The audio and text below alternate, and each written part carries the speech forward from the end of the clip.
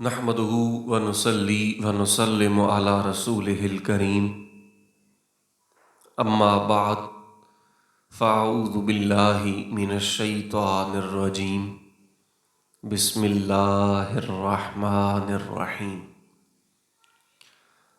قال اللہ تبارک و تعالی فی القرآن المجید والفرقان الحمید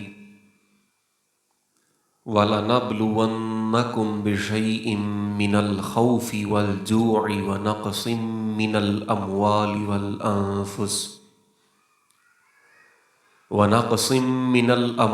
وَالْأَنفُسِ وَالثَّمَرَاتِ وَبَشِّرِ الصَّابِرِينَ صدق اللہ العظیم وصدق رسولہ النبی الکریم الامین ان اللہ وملائکتہ یصلون علی النبی یا ایہا الذین آمنوا صلوا علیہ وسلموا تسلیما صلاۃ والسلام علیک یا سیدی یا رسول اللہ وعلی آلک واصحابک یا سیدی یا حبیب اللہ صلاۃ والسلام علیک یا رسول اللہ وعلی آلک واصحابک یا سیدی یا حبیب اللہ۔ احباب زیوکار، پیغام قرآن کے اس نئے سیشن میں ہم سب حاضر خدمت ہیں۔ اللہ وحدہ لا شریک ہماری اس کاوش کو اپنی بارگاہ میں قبول فرمائے۔ آج کا ہمارا جو موضوع ہے وہ صبر سے متعلق ہے کہ دینی احکام میں اور دنیاوی معاملات میں صبر کرنا یہ کیا معنی رکھتا ہے، اس کی کیا اہمیت اور کیا فضیلت ہے۔ تو اس سلسلے میں سب سے پہلے جو میں نے آیہ کریمہ تلاوت کی قرآن حکیم سورہ البقرہ کی آیت نمبر 155، اللہ وحدہ لا شریک نے ارشاد فرمایا وَلَنَبْلُوَنَّكُمْ بِشَيْءٍ مِّنَ الْخَوْفِ وَالْجُوعِ وَنَقْصٍ مِّنَ الْأَمْوَالِ وَالْأَنفُسِ وَالثَّمَرَاتِ وَبَشِّرِ الصَّابِرِينَ، کہ ہم ضرور بضرور تمہیں آزمائیں گے خوف سے، بھوک سے، مالوں اور جانوں اور پھلوں کے نقصان سے، اور اے نبی آپ صبر کرنے والوں کو خوشخبری سنا دیں۔ تو یہاں پر 5 چیزوں کے آزمائش کا تذکرہ ہے کہ ان 5 چیزوں سے بندہ مومن کو آزمایا جا سکتا ہے۔ نمبر 1 خوف ہے، بھوک ہے، مال میں، جانوں میں اور پھلوں میں کمی کر کے تو اللہ تعالیٰ بندے کو آزماتا ہے۔ دنیا میں سب سے زیادہ مصیبتیں، سب سے زیادہ پریشانیاں، سب سے زیادہ مصائب کا سامنا وہ اللہ کے مقربین کو ہوتا ہے۔ جو لوگ اللہ کے سب سے زیادہ قریب ہوتے ہیں وہ سب سے زیادہ آزمائے جاتے ہیں، اور جو کم قریب ہوتے ہیں ان کو تھوڑا کم آزمایا جاتا ہے، جس کی درجہ بندی کو رسول اللہ صلی اللہ علیہ وسلم نے بھی بیان فرمایا ہے۔ تو ہر انسان کو اس کی بساط کے مطابق، اس کی حیثیت کے مطابق، اس کی استطاعت کے مطابق اللہ وحدہ لا شریک آزماتا ہے۔ تو اسی لیے اللہ نے فرمایا کہ ہم تمہیں ان 5 چیزوں سے آزما سکتے ہیں۔ اور پھر سورہ بقرہ کی آیت نمبر 153 کے اندر ارشاد فرمایا یا ایھا الذین آمنوا استعینوا بالصبر والصلاۃ ان اللہ مع الصابرین، کہا کہ اے ایمان والو تم نماز اور صبر کے ذریعے سے میری مدد چاہو، یعنی نماز اور صبر کے ذریعے سے میری مدد چاہو، اور بے شک اللہ تعالیٰ صبر کرنے والوں کے ساتھ ہے۔ اب یہاں پر یہ دیکھیے کہ اللہ کی مدد کو جب ہم نے چاہنا ہے تو دو چیزیں ہمارے پاس اللہ کی بتائی ہوئی ہیں، نمبر ایک نماز اور نمبر دو صبر۔ نماز پڑھیں گے، نماز پڑھ کے اللہ تعالیٰ سے دعا کریں گے کہ باری تعالیٰ ہم اس مصیبت میں گرفتار ہیں، اس پریشانی کا شکار ہے، یہ مصیبت آن پہنچی ہے۔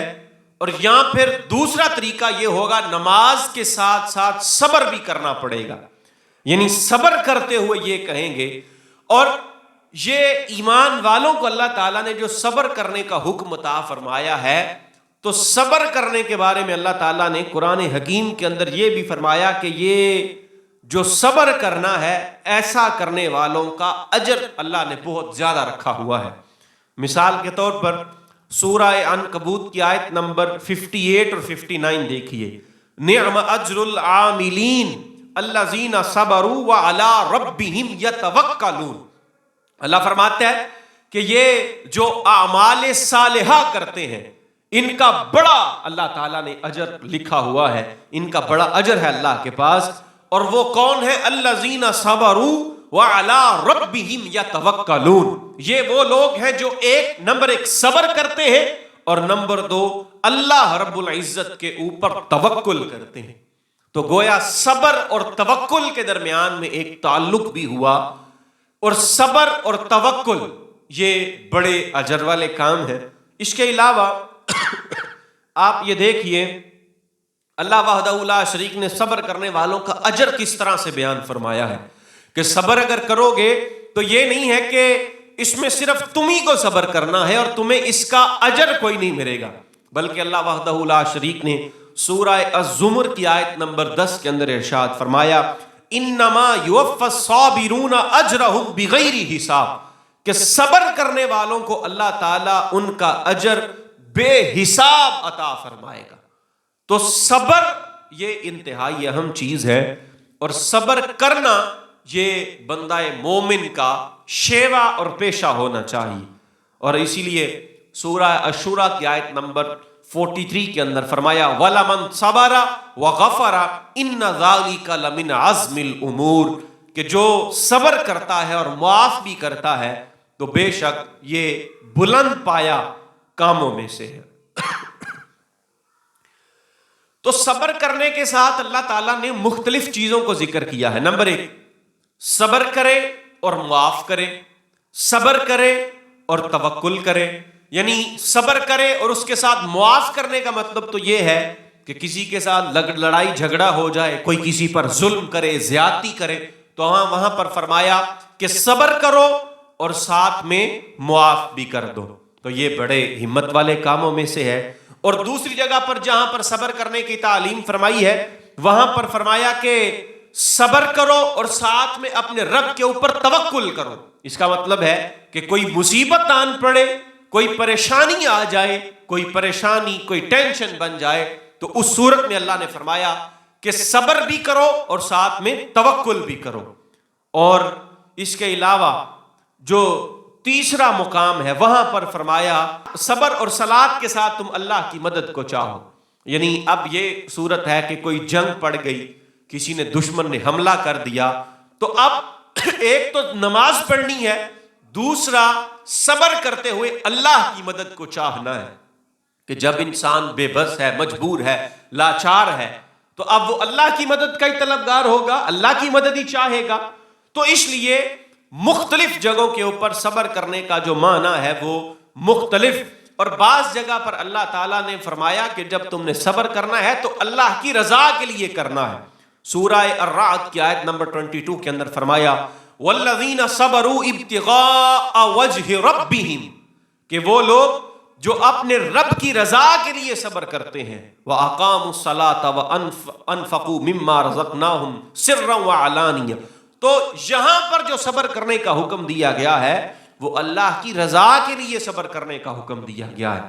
اور اللہ کی رضا کے لیے یہ انسان جب تبلیغ کرتا ہے تو تبلیغ کرتے ہوئے اس کا تو کوئی فالٹ نہیں ہے، اس کا اپنا کوئی پرابلم نہیں ہے، اب یہ اللہ کی خاطر کر رہا ہے۔ اور یہاں پر اللہ نے فرمایا کہ تم کام چونکہ میرا کوئی کرو تو اب تم نے جو صبر کرنا ہے وہ میری رضا کے لیے کرنا ہے. تو جب تم میری رضا کے لیے صبر کرو گے اور نماز پڑھو گے، جو رزق دیا ہے اس میں سے پوشیدگی کے ساتھ اور اعلانیہ طور پر خرچ بھی کرو گے، اور نیکی کے ذریعے برائی کو دور بھی کرتے رہو گے، تو فرمایا یہی وہ لوگ ہیں جن کے لیے آخرت میں اللہ تعالیٰ نے اچھا گھر بنایا ہوا ہے. یعنی آخرت میں اللہ تعالیٰ نے ان کے لیے جنت کا جو وعدہ کیا ہوا ہے اس کا یہاں پر تذکرہ ہو رہا ہے. تو اس لیے صبر کرنا، یہ اللہ تعالیٰ نے فرمایا کہ یہ بڑی ہمت والے کاموں میں سے کام ہے. عبداللہ ابن مسعود رضی اللہ تعالیٰ عنہ کی روایت کو دیکھیے، صحیح بخاری کے اندر امام بخاری نے اس حدیث مبارکہ کو روایت کیا. حضرت عبداللہ بیان کرتے ہیں کہ قال کأنی انظر الی النبی یحکی نبیا من الانبیاء ضربہ قومہ فادموہ فہو یمسح الدم عن وجہہ ویقول رب اغفر لقومی فانہم لا یعلمون. کہا کہ میری آنکھوں کے اندر وہ تصور اب بھی موجود ہے، گویا یہ منظر میرے سامنے سے جدا نہیں ہوا، میرے آنکھوں کے سامنے یہ چیز آج بھی موجود ہے کہ میں چشمے تصور سے دیکھ رہا ہوں حضور نبی اکرم صلی اللہ علیہ وسلم کو، کہ آپ ایک نبی کا ذکر کر رہے ہیں، اور نبی کا ذکر اس کا کر رہے ہیں جس کو ان کی قوم نے مارا، اور اتنا مارا، مار مار کے اس نبی کو لہو لہان کر دیا. تو یہ اپنے چہرے سے خون پونچھتے جا رہے ہیں، خون کو صاف کر رہے ہیں، اور ساتھ ساتھ اللہ سے دعا بھی کر رہے ہیں رب اغفر لقومی فانہم لا یعلمون. اے اللہ میری قوم کو معاف کر دے، یہ جانتے نہیں ہیں، انہیں پتہ نہیں ہے کہ میں کون ہوں، میرا سٹیٹس کیا ہے، اور میں جو تبلیغ کر رہا ہوں وہ تبلیغ کیا چیز ہے. تو اس لیے یہ صبر ہمارے ہاں جو اس کی ڈیفینیشن ہے، ہمارے ہاں جو اس کا معاملہ ہے، وہ تو ہے ہی بڑے نچلے درجے کا، بڑے چھوٹے اور ابتدائی درجے کا صبر ہے جو ہم کرتے ہیں، یا کب کرتے بھی ہیں تو بڑے چھوٹے درجے کا. جبکہ انبیاء کرام کا صبر اگر ہم دیکھیں تو اتنا شدید وہ صبر ہوا کرتا تھا کہ مار مار کے لہو لہان کر دیا جاتا، اتنا مارا جاتا کہ خون بہنے لگ جاتا. اور کس لیے؟ کیا کوئی چوری کی، کوئی ڈاکہ مارا؟ نہیں، نہ چوری کی نہ ڈاکہ مارا، اس کے باوجود اللہ کے احکامات کو سنایا. رسول اللہ صلی اللہ علیہ وسلم کے صبر کا واقعہ سنیے. آپ نے ام المؤمنین سیدہ عائشہ صدیقہ رضی اللہ تعالیٰ عنہ نے پوچھا، یا رسول اللہ کیا احد کے دن سے بھی زیادہ سخت دن کوئی آپ کے اوپر آیا ہے؟ تو آپ علیہ السلام نے فرمایا نہیں عائشہ، یہ جو احد کا دن ہے یہ تو تھا ہی کچھ نہیں. جو مصیبتیں میرے اوپر طائف کے میدان میں پڑی، جو مصیبتوں کے پہاڑ میرے اوپر طائف کے دن توڑے گئے، اتنی مصیبتیں میرے اوپر کسی دن نازل نہیں ہوئی.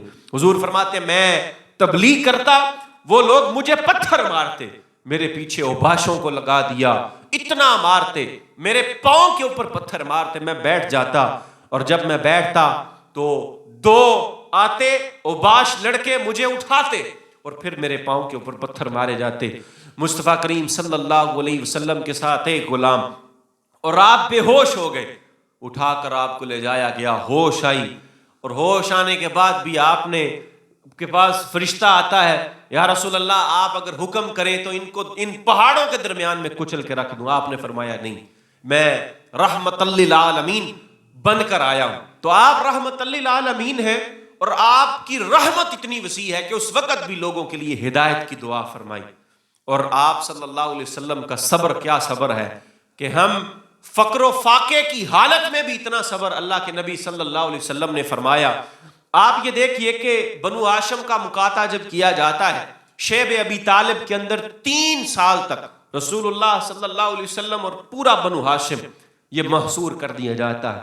چھوٹے چھوٹے بچے بھوک اور پیاس سے تڑپ رہے ہیں، پھول جیسے نازک بچے، یہ کلیوں جیسے چہرے بیچارے پڑے ہوئے ہیں، اور ان کی حالت یہ ہے کہ کھانے کے لیے کچھ نہیں ہے، پینے کے لیے کچھ نہیں ہے، کھا کھا کے پی پی کے جو بھی تھا سارے کا سارا ختم ہو گیا. اب نہ امداد آ رہی ہے، نہ یہاں سے کسی کو باہر جانے دیا جا رہا ہے. تو یہ چھوٹے چھوٹے بچوں کے پاس کوئی گھاس کھا رہا ہے، کوئی پتے کھا رہا ہے، کوئی سبزہ کھا رہا ہے. اور بعض کی حالت تو یہ تھی کہ سوکھے چمڑے کو ابال کر اس کا پانی ان کے حلقوں کے اندر ٹپکایا جاتا، اس سے کوئی افاقہ ہو جائے۔ اس طرح کے دن اسلام نے گزارے۔ غزوہ احزاب میں حضور نبی رحمت صلی اللہ علیہ وسلم کے پاس کوئی شکایت لے کر آیا، یا رسول اللہ بھوک پیاس سے جان نکل رہی ہے، پیٹ کے اوپر آقا پتھر باندھا ہوا ہے۔ مصطفیٰ اپنی قمیض اٹھاتے ہیں اور اٹھا کر جب دکھاتے ہیں تو حضور صلی اللہ علیہ وسلم نے 2 پتھر باندھے ہوئے تھے۔ تو یہ صبر یہ کس لیے کیا ہے؟ یہ اللہ کے دین کے لیے صبر ہے، اللہ کی رضا کے لیے صبر کرنا ہے۔ اور اسی لیے اللہ تعالیٰ نے فرمایا والصابرین فی البأساء والضراء وحین البأس اولئک الذین صدقوا واولئک هم المتقون، کہ صبر جو لوگ تنگی کے اندر، پریشانی کے اندر، مشکلات کے اندر صبر کرتے ہیں، اور جب ان کے اوپر کوئی پریشانی آن پڑتی ہے، فرمایا یہی وہ لوگ ہیں اولئک الذین صدقوا واولئک هم المتقون۔ تو یہاں پر صداقت اور تقوی کا معیار اللہ وحدہ لا شریک نے یہ صبر کرنے کو قرار دیا ہے۔ تو اس لیے صبر کرنا، یہ صبر کا افضل ترین درجہ یہ ہے کہ بندہ اللہ کی راہ میں صبر کرے۔ پھر آگے دیکھیے نبی علیہ الصلوۃ والسلام کی ایک اور حدیث مبارکہ بیان کرتے ہیں آقا کریم صلی اللہ علیہ وسلم۔ حضرت سعد رضی اللہ تعالیٰ عنہ روایت کرتے ہیں، میں نے عرض کیا یا رسول اللہ لوگوں میں سب سے زیادہ سخت آزمائش کس کی ہوتی ہے؟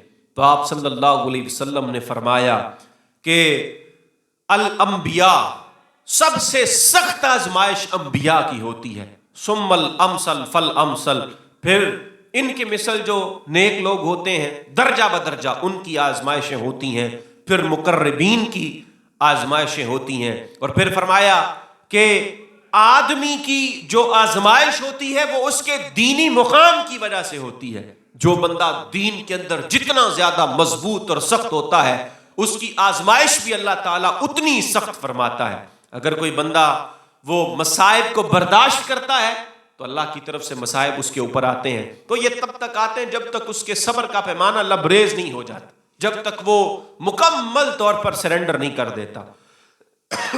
تو اس لیے صبر کرنا یہ انبیاء کے کاموں میں سے ہے، انبیاء کی عادات میں سے ہے۔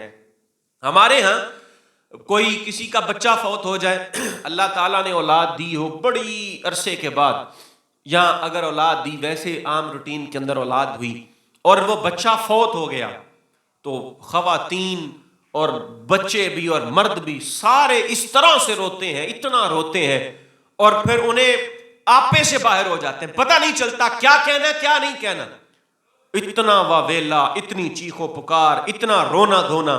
جبکہ حضرت ابو موسیٰ اشعری رضی اللہ تعالیٰ عنہ سے روایت ہے، امام ترمذی نے اس حدیث کو روایت کیا، ان رسول اللہ صلی اللہ علیہ وسلم قال اذا مات ولد العبد قال اللہ لملائکتہ قبضتم ولد عبدی فیقولون نعم فیقول قبضتم ثمرۃ فؤادہ فیقولون نعم۔ اللہ تعالیٰ جب کسی کا بچہ فوت ہوتا ہے تو اللہ اپنے فرشتوں سے فرماتا ہے کہ تم نے میرے جو بندہ ہے اس کے دل کا جو پھل تھا، اس کی روح کو تم نے قبض کر لیا ہے۔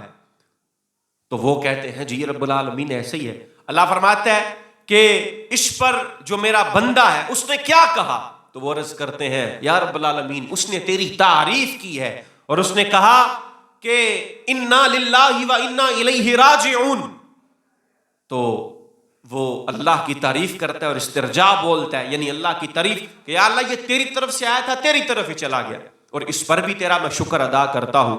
تو جب یہ والا معاملہ ہوتا ہے تو اللہ تعالیٰ اس کے لیے انعام کا ذکر کرتا ہے، فرماتا ہے فیقول اللہ تعالیٰ فرماتا ہے ابنوا لعبدی بیتا فی الجنہ وسموہ بیت الحمد۔ فرمایا اللہ تعالیٰ فرماتا ہے کہ میرے اس بندے کے لیے تم جنت کے اندر ایک مکان بناؤ اور اس کا نام بیت الحمد رکھ دو، اور پھر اس بندے کے لیے وہ مکان بنایا جاتا ہے اور اس کا نام بیت الحمد رکھ دیا جاتا ہے۔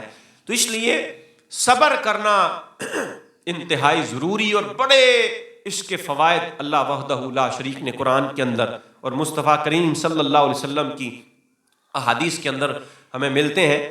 اور دنیا کے اندر ہم جب صبر کرتے ہیں تو ہماری وہ چند لمحوں کی تکلیف ہوتی ہے جو پھر دور کر دی جاتی ہے، اور اس کا اجر آخرت کے اندر آقا کریم علیہ الصلوۃ والسلام نے کتنا بڑا فرمایا ہے. حضور فرماتے ہیں، حضرت جابر سے مروی ہے، قال رسول اللہ یود اہل العافیت یوم القیامت حین یعطى اہل البلاء الثواب لو ان جلودہم کانت قردت فی الدنیا بالمقاریر. حضور صلی اللہ علیہ وسلم حدیث مبارکہ آقا علیہ الصلوۃ والسلام کی بیان کرتے ہیں. جابر کہتے ہیں کہ آپ علیہ الصلوۃ والسلام نے فرمایا کہ قیامت کے دن جب مصیبت زدہ لوگوں کو اللہ تعالیٰ ان کا اجر دے گا، ان کا ثواب دے گا، تو جو آرام و سکون والے لوگ ہیں وہ تمنا کریں گے کہ کاش دنیا کے اندر ان کے چمڑے وہ کینچیوں کے ساتھ کاٹے جاتے، یعنی ان کو بھی تکلیف پہنچائی جاتی. تو جتنی زیادہ تکلیف اتنا زیادہ اجر اللہ وحدہ لا شریک کی طرف سے عطا فرمایا جاتا ہے. اور حضرت انس بن مالک رضی اللہ تعالیٰ عنہ بیان کرتے ہیں، نبی رحمت صلی اللہ علیہ وسلم نے فرمایا کہ جب اللہ تعالیٰ کسی بندے سے بھلائی کا ارادہ فرماتا ہے تو اسے اس کے گناہوں کی سزا جلدی دنیا کے اندر دے دیتا ہے. اب جب دنیا کے اندر اس کی سزا دے دی گئی تو اب آخرت کے لیے اس کے لیے اچھا اجر ہے آخرت میں. اور اگر بندہ اللہ کسی بندے سے برائی کا ارادہ کرتا ہے تو گناہ کے سبب اس کا بدلہ اللہ تعالیٰ روک کر رکھتا ہے، یہاں تک کہ اللہ اسے قیامت کے دن اس کا بدلہ عطا فرمائے گا.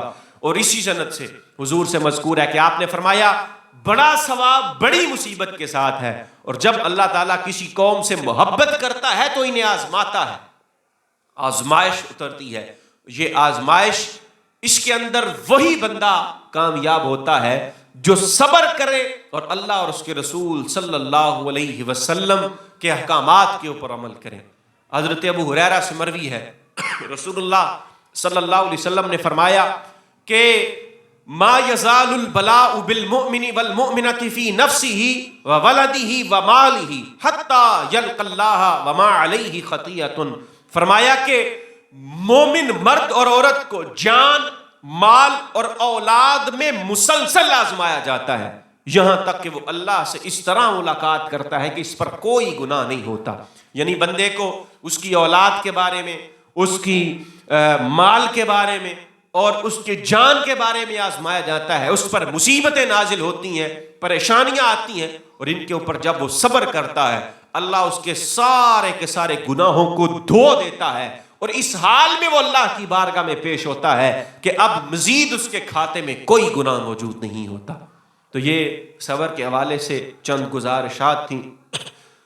صبر کو نبی علیہ الصلوۃ والسلام نے نصف ایمان قرار دیا ہے. تو اللہ تعالی ہم سب کو بھی صبر کرنے کی توفیق عطا فرمائے. اور قرآن کا پیغام بھی یہی ہے کہ تم صبر کرو. صبر کرنا یہ بڑی ہمت کے کاموں میں سے ہے. اللہ وحدہ لا شریک ہماری اس کاوش کو اپنی بارگاہ میں قبول فرمائے. وما علینا الا البلاغ المبین.